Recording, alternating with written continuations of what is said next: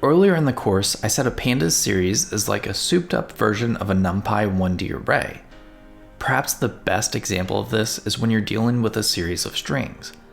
In this video, we'll look at Pandas methods for processing a series of strings. Let's start by building a series of strings that we'll call Cajun.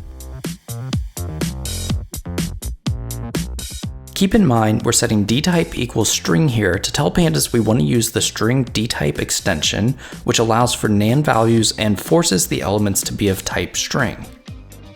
Now, the .str accessor of a series of strings gives us back a StringMethods object from which we can call each of the string processing methods. These methods are pretty simple and self-explanatory, so in this case the challenge is more about knowing what methods exist rather than knowing how they work. So in this lecture, we're just going to speed through a bunch of string methods, and if something piques your interest, you can pause the video and do some more research on your own. So without further ado, we can use upper to get back a series of uppercase strings, and lower to get back a series of lowercase strings.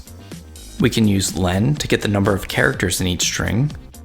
We can use split to split each string along some specified delimiter and put the resulting substrings in a list. Chaining that with .str.get lets us pick out the ith substring in each list. We can use replace to replace part of a string with another string. For example, here we replace all spaces with dashes.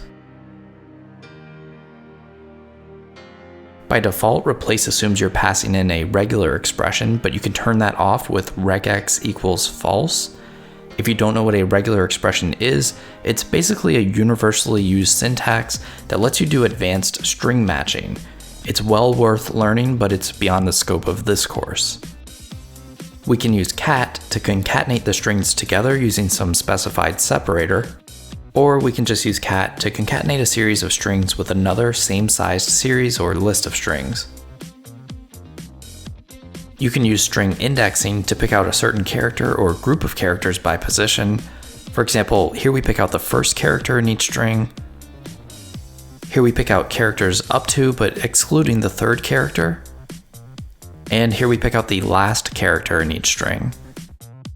We can use startswith to check if each string starts with the letter P, or endswith to check if each string ends with the letter S. We can use contains to check whether each string contains some other string or regular expression.